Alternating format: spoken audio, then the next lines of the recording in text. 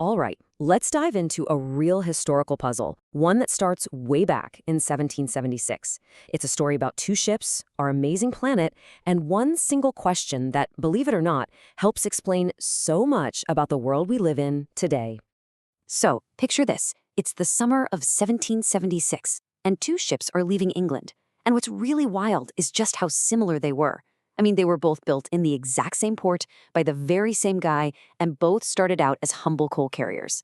But that summer, their paths split dramatically. One headed west, right into a revolution in America, while the other sailed south, into the vast, unknown waters of the Pacific. Now, these weren't just any old ships. Oh, no. These were the legendary HMS Endeavour and HMS Resolution, the very vessels Captain James Cook used to literally redraw the map of the world.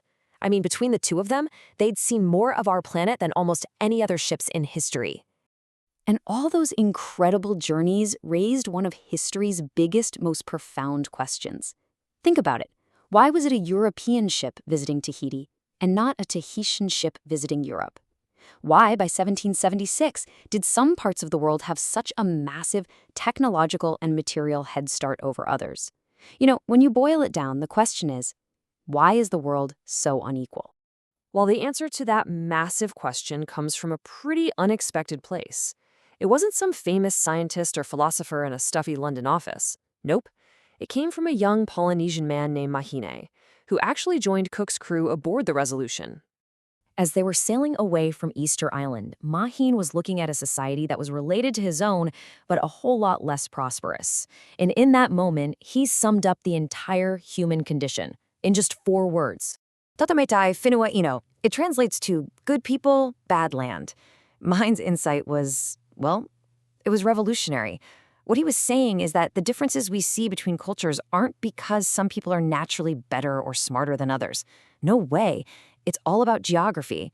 It wasn't the people, it was the land they lived on.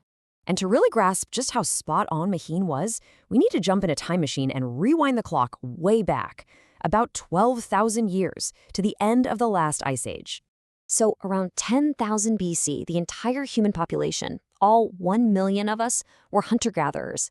Everybody, everywhere, was starting from the same place. It was a completely level playing field. But as the planet started to warm up, a new technology was about to change, well, everything. Farming. Okay, let's do a little thought experiment. Put yourself in their shoes. You're a hunter-gatherer back then, and somehow you know that agriculture is the secret sauce. It's the key to building cities, creating writing, and developing all sorts of cool technology. Where on earth would you choose to settle down? Well, if you were smart, you'd want to be somewhere in Eurasia. Because as it turns out, that giant continent basically hit the geographic jackpot. It had 6 huge advantages that gave it an unbelievable head start. Let's just call them the 6 W's, right?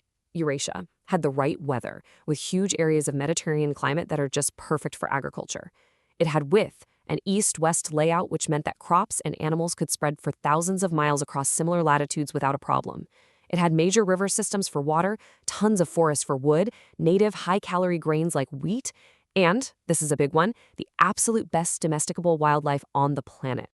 Just look at this chart. In the Fertile Crescent, what we now call West Asia, they had wheat, barley, and all 4 of the big-ticket domesticated mammals, sheep, goats, pigs, and cows, by 8500 BC. Now compare that to Mesoamerica. They developed farming 5,000 years later with maize, but they had 0 large animals to pull plows or provide a steady source of protein. In Australia, it had none of these starting materials at all.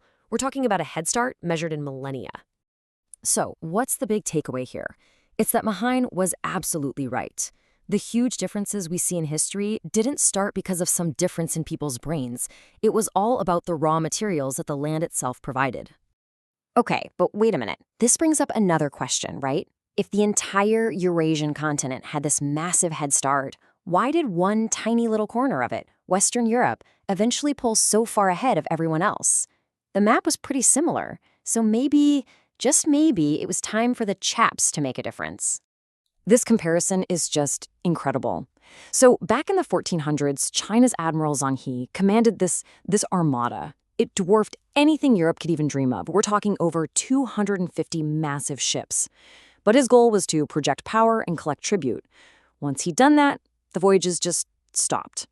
Now, flash forward 300 years to Cook's tiny little fleet. His motivation wasn't tribute at all. It was this unique blend of scientific curiosity and a hunger for commerce. And you can see that difference in mindset perfectly in this letter from the Chinese emperor to King George III in 1793. He basically says, "Our celestial empire possesses all things in prolific abundance. There was therefore no need to import the manufactures of outside barbarians." In other words, he's saying, thanks, but no thanks. We've got everything we could possibly need. So while Europe was restlessly looking outward, driven by curiosity and trade, the biggest power in Asia was looking inward.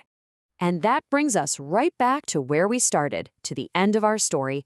And it all comes full circle with a final, kind of beautiful irony about our two ships, the Endeavour and the Resolution. For decades, people told this wonderful story that a tiny piece of wood from the Endeavour, the ship of pure discovery, was actually carried to the moon on the Apollo 15 mission. What a fitting tribute, right? The ultimate voyage for a piece of the ultimate explorer's ship. Well, here's the thing. The story was almost right. A piece of one of Cook's ships did go to the moon, but it turns out, for all those years, everyone had the wrong one. Yep, the piece of wood that made it all the way to the moon wasn't from the Endeavour. It was from the Resolution, the very ship that carried Maheen, the man who gave us the key to this whole incredible story. And if that's not crazy enough for you, get this. In one of history's greatest coincidences, after sailing to opposite ends of the Earth and literally changing the course of history, both ships ended their days in the exact same place. They were scuttled, and they now lie on the ocean floor, less than a mile apart from each other in Newport, Rhode Island. So that leaves us with one last thing to think about. We've seen how geography, the map, can shape the destiny of entire civilizations. But the actions of individuals, the chaps like Cook and Maheen and Zheng He, they also steer the course. It kind of makes you wonder, doesn't it? In our own lives, how much is determined by the map we're giving, and how much is determined by the chap we choose to be?